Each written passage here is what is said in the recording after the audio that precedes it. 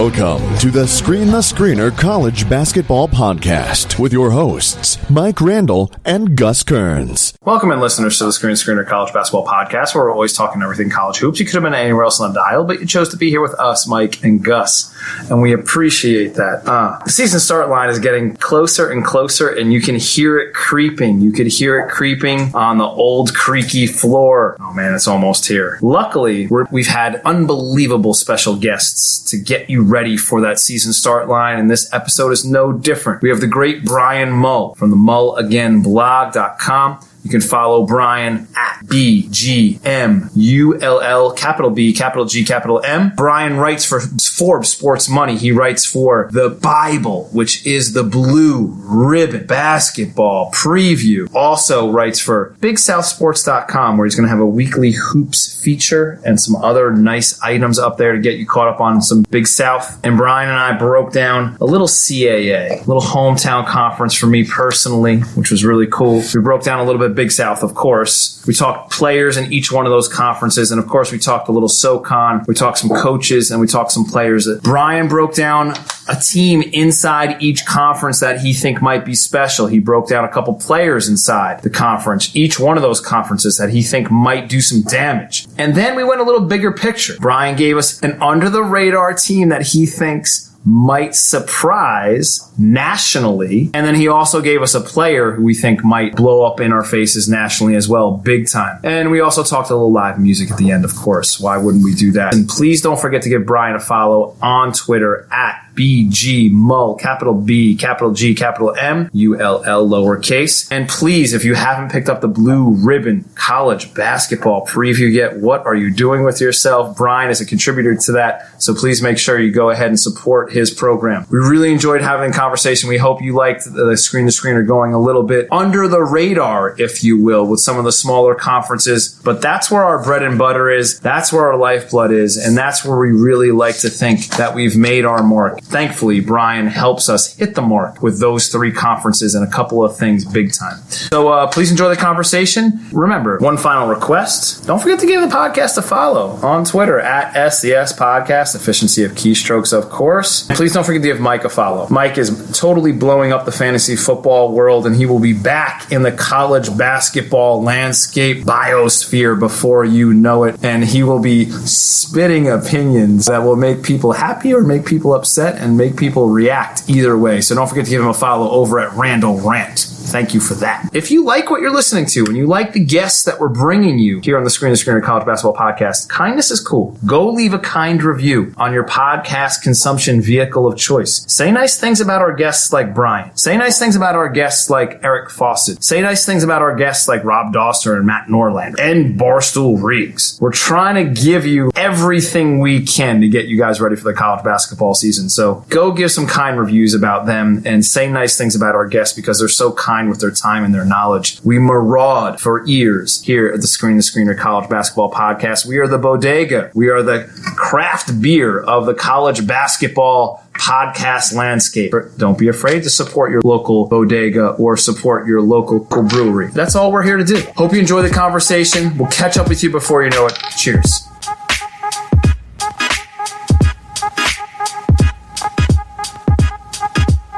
Welcome in, listeners, to the Screener College Basketball Podcast. We're always talking everything college hoops. We're trying to get you ready for the college basketball start line, which is quickly approaching. Champions Classic from Madison Square Garden is right around the corner, and we've gone some big picture elements with you, and now we're going to try to tone it down, try to go screener roots here, and we're going to try to get into some smaller conferences that you guys need to know about. And luckily, we have just the right guy to come on, Brian Mull from the Mull Again blog. You can follow him at Twitter at BGMull, capital B, capital G, capital M. He has written for the Blue Ribbon, which is the Bible of college basketball. He writes for Forbes Sports Money, and you can also find his on BigSouthSports.com. Brian, thank you for giving the podcast a little time and catching us up on those little conferences that we need to know about.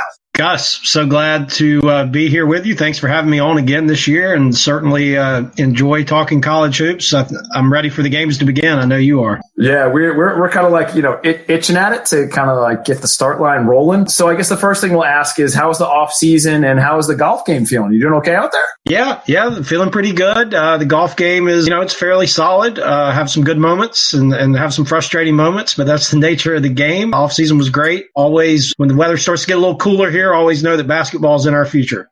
Oh, that sounds just the right fortune teller right there. Let's dive into one of the conferences that you're pretty familiar with. We talked to you last year about William and Mary and the CAA. So the CAA, I always love revisiting my home conference. Let's break down a few players. We talked to one of the players that kind of exploded and was a little bit of surprise was a little point guard Towns from UNC Wilmington. He's going to be a sophomore. He's from Japan. I guess my question is, will UNC Wilmington guard anybody, and will Towns continue to put up giant numbers at the point guard position for Coach McGrath? Yeah, that's $1 million question there. Certainly defense has held them back the last 2 years. McGrath feels like he has the requisite depth and athleticism to be much improved on that end, but make no mistake about it. I mean, the Seahawks are going to try to play fast and put a lot of points on the board. It's going to be interesting to see. They brought in a freshman point guard named Shaquem Phillips from a very powerful South Central program there in Greenville, North Carolina, who won a 4A state championship. And from everything I understand, they may play the two guards together as, kind of 2 point guards at once.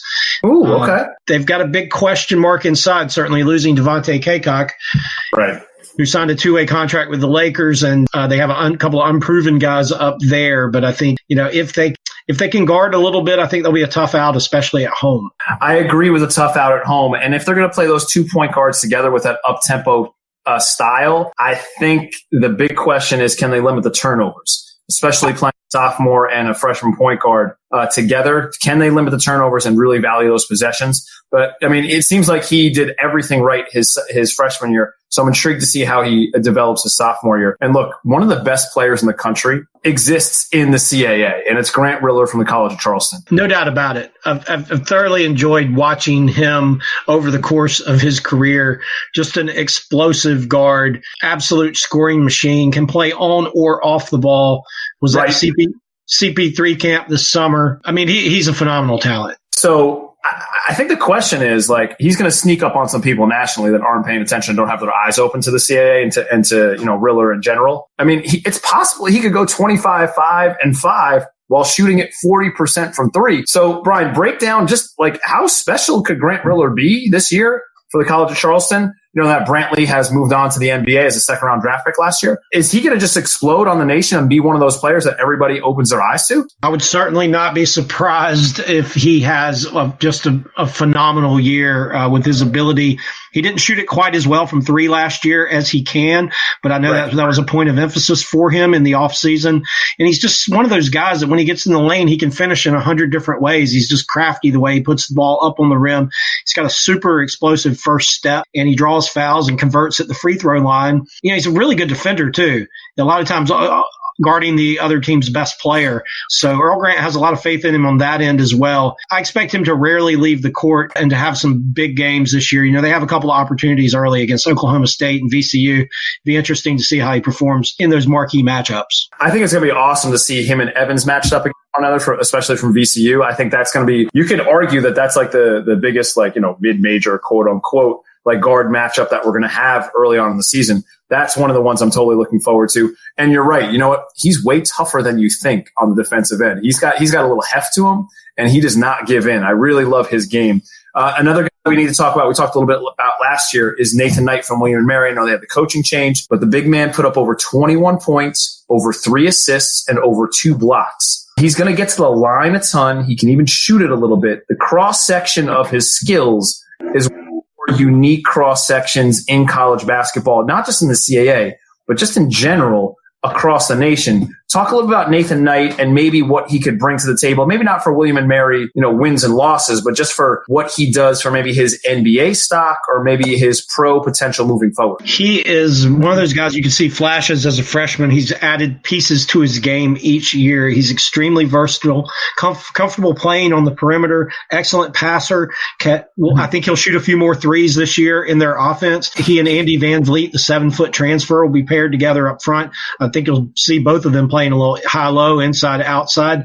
And I expect Knight especially on a team that doesn't have a lot of proven firepower in the backcourt. I expect him to have some monster games in the CAA. I mean, he could have a 30-20 game or 28-15 with 6 assists and 5 blocks.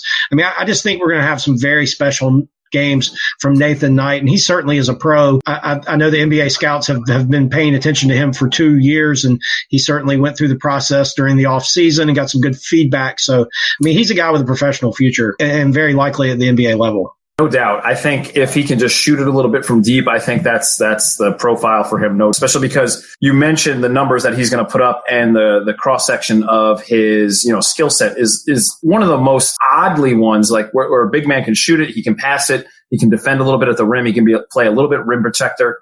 Tell us one or two players that the listeners might need to tune into, maybe pay attention to that we missed that might be well worth paying attention to inside the CAA. Well, I think when you look at teams there that are maybe a little bit under the radar, it's Delaware, the Blue Hens with Martin Inglesby. He certainly has felt the impact of the transfer bug that mid-majors too often feel, losing Ethiel Horton, some key guys in the last couple of years. But I tell you, he's got Ryan Allen, who played through a broken foot last year, who can flat fill it up, and he's healthy. He had surgery after the season. He missed the summer, but he's back on the court practicing.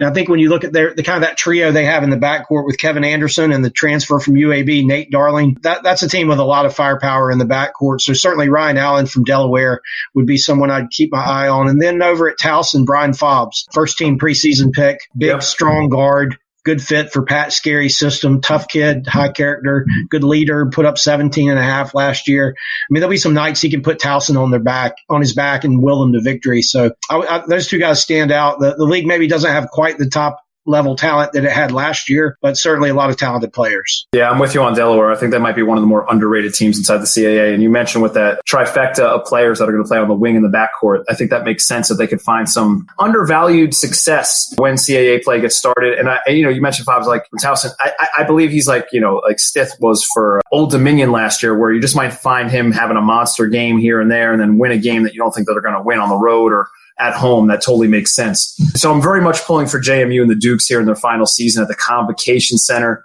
Practiced there a ton during the indoor season. Even got to play center court with Coach Frizzell a little bit. I guess the biggest question is, will the CAA be alive like 13, 14, 15 seed come March? Is there a team that's going to scare a major conference team when they're matched up in March? Is that profile there for the CAA this year? I just don't know if there's a team that is complete in that there's a lot of good guards and there's a few good big men. But when you get to March, you've got to have at least one guy inside who can draw some attention from the other team. And, you're probably going to be playing a high major opponent that's a 3, 4, 5 seed that's going to have some pretty good big guys. Everybody has good guards, certainly, that gets to that level. So I just don't know if Nathan Knight was on Hofstra or Northeastern, then you might have a team, that could pull off something like that. When you looked at Charleston last year with Riller, Brantley, inside, outside, had they been able to get there, they might have had a team that could make some noise. I just don't know that I see that this year in the CAA. While I think the league will be very competitive, is very balanced, and there's going to be a team that's expected to do well that's not, and probably a team that's picked in the middle of the pack right now that's going to contend for the title. I see it being a year where maybe 12-6, maybe 13-5 is good enough to win the league. Not really that dominant team. I think you're right, and I think if there was a team that had that combination of whether it be veteran players, big-time shot maker in the backcourt, and then some sort of presence in the middle, like that combination, that cross-section, that would make sense. But I don't know if that team exists currently. All right. But maybe we'll find one in the Big South. The Big South is no stranger to the, unsuspecting upset. Gardner-Webb in the first half last March was actually up 6 on the eventual national champions, UVA. Radford and Carly Jones humbled Notre Dame in Texas in recent years. Winthrop holds some clout, and Pat Kelsey can definitely coach. And High Point has a national championship coach roaming the sidelines in Tommy Smith. And he's going to stare anybody down in a dark alley and not flinch. This conference holds some value, Brian. Talk to the listeners. Which program might be really scary to a high major team later on this season, like Gardner-Webb or, like anybody else? Like what's happening inside the Big South. Talk to us. What team is going to be a little bit more frightening than we think? This is a league that has a lot of turnover at the top as far as talent, but has been able to keep together a really strong roster of coaches. When you look at guys like Pat Kelsey, who you mentioned at Winthrop, and Mike Jones at Radford, Mike Morrell, an up-and-coming coach, from the Shaka Smart tree at UNC Asheville. Mm-hmm. Well, they had a horrible year last year, but that's not going to continue.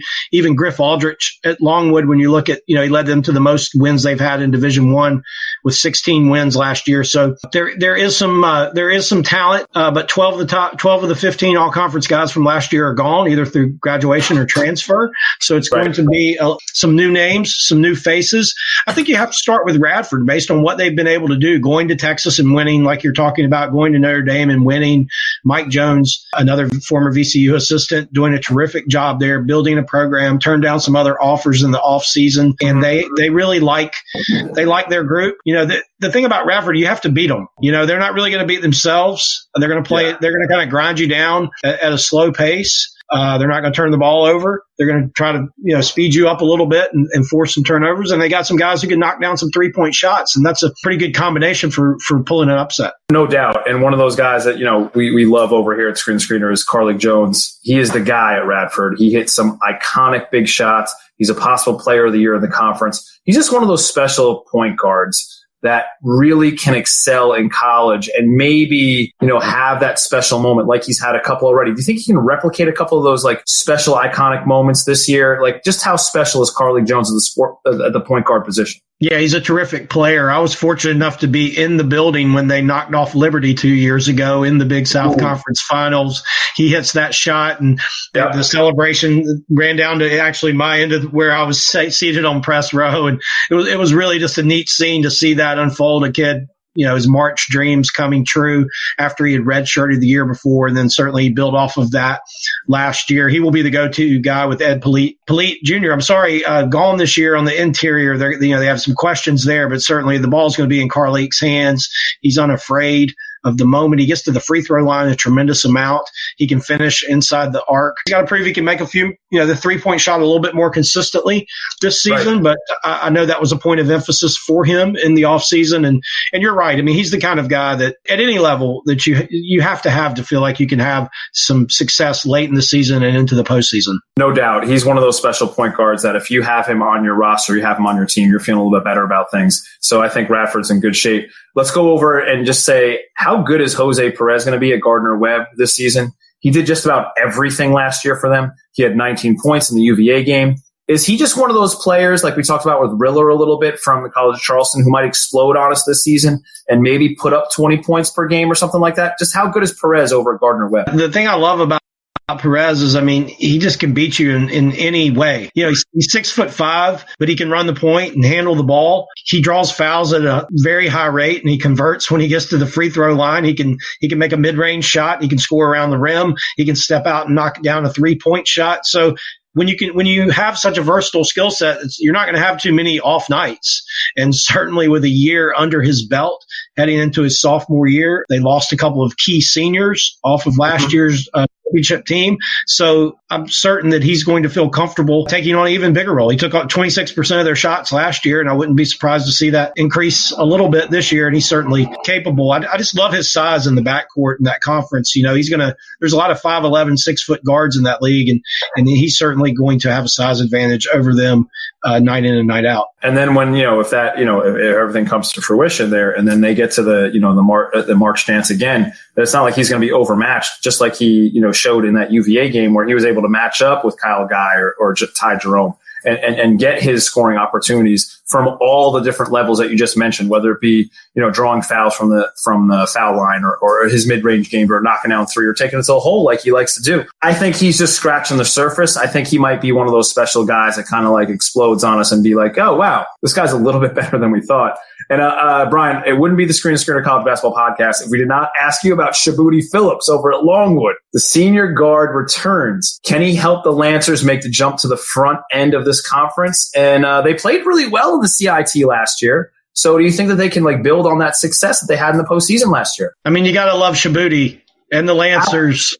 I mean, and here's a fun fact about the Lancers. Teams shot almost 77% against them on the free throw line last year, which was the highest percentage in the country. Obviously, you have no control over that as a team. That's just unlucky in a way. So in spite of that, they won a Division I record, 16 games. Griff Aldrich coming in there from UMBC and doing a terrific job of changing the culture and recruiting well. And now they've got a very veteran team with a lot of seniors and juniors in the starting lineup, some fifth-year guys.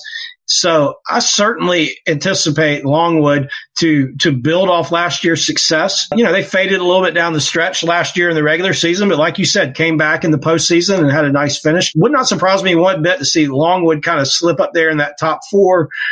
You know, we expect Radford to be there. We expect Gardner-Webb to be there. Winthrop always seems to be there, but it wouldn't surprise me whatsoever if we're talking about Longwood in February. I think that'd be all right, and especially if Shabuti Phillips is going to lead them to that top four status, I'm totally down with that. The more that we can talk about Longwood and Phillips, I'm down with that. All right, let's change gears. We'll go one more place you're really familiar with. Let's go to the Southern SoCon. There's no shortage of great coaching in this league either, Brian. We went over the coaching previously. We got Steve Forbes. We got Wes Miller, got Bob Ritchie, Padgett over at Stanford, and you even have Jay McCuffley, who's at Wofford, who's taking over. So the coaching here is top shelf. The league is loaded, undervalued coaching staffs across the board. I guess let's start with the overview. Is there a team that you feel might be ready for the big time and pull something that, like, you know, Wofford did last year when they ended the regular season with an 18-0 and just dominating the conference? Where do you feel like the team-wise is for the SoCon? Yeah, I don't know that anybody will ever have a season like Wofford had in that league again, to go basically 21-0. With the caliber of teams that you're beating, I mean, they beat Greensboro 3 times by an average of like 18 points, and Greensboro won 29 games. Greensboro played Kentucky to a standstill for a half. Yeah. I mean, Furman won 25 games. East Tennessee won 24 games. So when you look at the top four of that league last year, it's not, you know, that they were beating handily some very, very good, well-coached basketball teams. Right. I think this year the race is between Greensboro and East Tennessee State. Now, certainly the Spartans with Wes Miller have to replace Francis Alonso, probably the best shooter and one of the best players, 4-year starter in the backcourt, you know, in school history. They feel like they can be absolutely a terror on defense with that 1-2-2 kind of, you know, 3-quarter court defense they play with their size and athleticism on the wings. They feel like it's going to be very difficult to score against them this year. Of course, East Tennessee State was the preseason favorite. Forbes it might take you a minute to get comfortable with who he has on the roster because, you know, there are a lot of new guys each year, but there's one thing for sure. They're going to be talented. They're going to be able to put the basketball in the hole, and they're going to play hard for him. So I see the Spartans and the Bucks there as kind of the two favorites going into the season. Yeah, that makes sense. I'm with you on that. Let's talk some players. You know, Fletcher McGee was one of the best players in the nation last season. And when we talked to Tom Henson last season, when we were lucky enough to talk to him a couple times on the podcast, he told like legendary stories that backed like McGee's like godlike status. So let's start with a couple of guys that, you know, might really shine. Maybe not as bright as McGee, but let's start with Isaiah Miller. You know, you mentioned UNCG just before. They lose one of my favorite guys, huge shot maker in Francis Alonso, but will Miller be able to take on some of those offensive responsibilities? We know he's going to defend like the Dickens. Do you think he's going to shine as a shot maker the same way Alonso did for UNCG? That's the big question mark, not only for Miller, but for that entire team. Can they make enough 3-point shots consistently? Only hit 34% last year as a team, right, despite having Alonso. Miller's a guy who's going to get buckets. Now, where they come from, you know, he does have to prove he can make the perimeter shot more consistently. Has not done that, you know, to this point in his career. But I mean, he's a guy who's going to get in the lane. He's going to get to the free throw line. He's going to keep pressure on the defense. And he is certainly comfortable in the role of having the ball in his hands, being a scorer and a playmaker. I think he'll have a terrific season. He was voted the preseason player of the year. And right, I think you can make a case for 3 or 4 guys there. But I expect Wes Miller loves Isaiah Miller. I mean, he's talked to me about him in the summers when I've done the Blue Ribbon Report for the last 2 years. Felt like, even though he didn't play a ton as a freshman, pretty much whenever he was in the game as a freshman, they were running plays for him. That's how much faith and trust they had in him. You know, I expect he's going to be a guy who does most of his work driving to the basket and in the lane. You know, if he can knock down 35% of his threes, he's going to be just absolutely dangerous, just a nightmare for opposing coaches. I agree. If he can knock down that outside shot and add that element to his game, I think he's going to be, like you mentioned, like a nightmare. He's going to be really, really tough to guard. He's going to be a handful on the offensive end. All right, let's talk Jeremy Rodriguez, East Tennessee State. He's one of those players you root for in college hoops. He returns after averaging a double-double. Just how much value does a player like Rodriguez hold in a conference like the SoCon, where that big man can really make an impact night after night and really play both ends of the floor, whether it be defensive rebounding or getting that easy possession on an offensive rebound putback?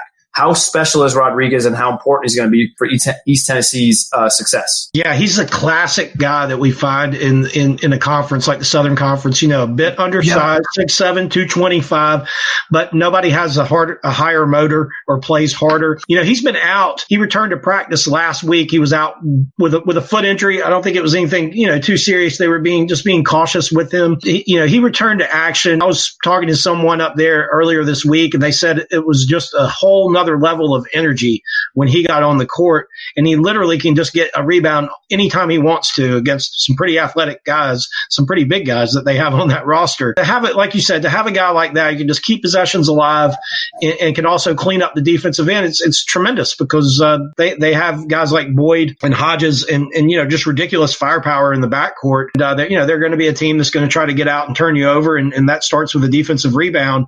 So I think Rodriguez is huge. He's a big key to their success. I think he's one of the more undervalued, if you will, if you can average a double-double and be undervalued. I mean, I think he's as important as anybody in the conference. I would not disagree with that. I think you're spot on with his value to the specific profile that East Tennessee is going to put out there. I'm totally with you. And then let's talk about one more guy. How about Jordan Lyons over at Furman? We saw the type of success that Coach Ritchie's offense holds and like possessions and the opportunity that exists within his offense. Will Lyons hold a little bit more of the offensive ownership and find himself among the leading scorers in the SoCon? Do you think he might have one of those like little explosion seasons? Yeah, I mean, I think he can. Certainly, he took the most shots on the team last year. He didn't shoot particularly well from three, but I think, now going into his senior season, certainly that's going to be a role he's going to take on. I think they've got a couple of other guys too, that can step up. Alex Hunter, his running mate in the backcourt, certainly had some great moments last year, but maybe the key for them is Clay Mounts forward, who kind of steps out of Rafferty's shadow and becomes the primary guy in the front court now. And again, is another, like so many players in college basketball today, he's very versatile. He can step out. He knocked down 53s or so last year. So I think Lyons has a big year. He's certainly a first-team all-league candidate. He's explosive. He's strong too. I mean, he's 5'11", but he's a solidly built guy back there. So he, in a league like the SoCon where you don't have a tremendous level of rim protection necessarily every night against every opponent, I mean, he's a guy who can get inside and finish. Makes sense. I feel like he might fall a little bit into, if we're going to go out west for a second, go to the Jordan Ford mode where maybe not every night they're going to run into a team like Gonzaga where there's going to be, like you said, like excellent rim protection where he can kind of create and be crafty around the basket. I think Lyons kind of falls into that within the SoCon. All right, Brian, let's go a little bit picture here. Let's expand the canvas a tiny bit, if you will. But we're not going to just limit you to, some of the small places that you're an expert on. Let's go big picture for the listeners here and spread some knowledge. Brian, give us one sneaky team that you have your eyes on that maybe could make a Final Four, and then also along with that, maybe one player who you feel like is ready to explode on the national scene, whether it be mid-major or otherwise, that you kind of had your eye on and you feel like it's maybe his time to explode. So help the listeners sound smart leading up to the season start line. Give us one sneaky team and one sneaky player. Okay, folks, we're flashing back to 2011 in Richmond, Virginia, the VCU Rams. This team is dangerous. They could not shoot a lick last year. They were one of the best defensive teams in the country. They have everybody back. Marcus Evans played last year at 65%. He's 100%. Got injured late in the season in the first round game in the A-10 tournament, and certainly wasn't himself there when they lost to UCF in the first round of the NCAA tournament. I think the Rams are going to be special. They're going to be elite on the defensive end, and I just feel like they've got guys who can make shots. It was just one of those golf when you're not making putts and and they just start, it starts going downhill and the hole starts looking smaller. I think that kind of was just contagious on that team last year. But in talking to Mike Rhodes this summer, that was a huge emphasis from as soon as last season ended, not just in making shots, but making sure they were taking the right shots at the right time, passing up the good shot for the great shot, as you hear coaches say. So I think the Rams are going to emerge from what should be a very strong A-10 at the top, whether, certainly be a championship caliber team and draw a pretty high seed and be a team that can make some noise with their tenacity and depth on defense in March. I'm totally with you. Their style of play is going to be something that's going to be interesting for opposing coaches to deal with in March who haven't seen it all the time, like other A-10 programs. And then also, if you have a special guard like Evans who's going to make shots, I know the name, they're going to share the same name. It's anything wrong to correlate him to, Keenan Evans over at Texas Tech before he got hurt with his toe. I mean, how special was he for Texas Tech as far as making shots, running the offense, and being really efficient? I feel like Evans could be that exact same type of profile as a lead guard for VCU this year. There's no doubt there. But how about you got one sneaky player that might sneak up on some people? Well, here's a guy who's been a little bit under the radar and overshadowed by all the top-end NBA talent in the ACC, but just continues to get better, and that's Markell Johnson at NC State. Yeah. And Kevin Keats loves to give his guards a lot of freedom. He loves to ride a good, strong point guard when he has one, and Johnson was a guy who last year really proved that he could knock down the outside shot. That was kind of the question mark in his game. He made some big plays for them down the stretch in some wins and even some games they weren't able to pull out. So, Pack are going to be a team that's probably on the bubble most of the year for the tournament. But I think Johnson, if he has an all-conference caliber season, which I certainly think he's capable of, I think he could be the difference there in whether they're playing in the NIT or the NCAA come March. I just love his competitive nature. I think it's maybe worked against him at times early in his career, but now he's matured a little bit and understands his role and what's expected of him. And if he can stay healthy, I just think he's in for a big year. In a year when maybe the ACC doesn't have quite the top shelf talent that it's had in recent years. Bingo bango. I think that's the thing that you hit on right there. I think overall, like top end talent, this might be just a slight step down. So a guard like Johnson from NC State, and I love his game as well. I think he's got a little swag to his game. I think he's got a little bit of little chip on his shoulder to his game as well. So I don't think he's going to be scared by anybody in that conference. And I think he's going to take it to the hole hard like he just does every single time. I'm totally with you on Johnson. I love that call. All right, Brian, let's get you out of here on a fun one. How about, during the off season, what live music has you put your ears on lately? Anything that you think the listeners should have their ears out for if they stumble across? What have you been listening to lately?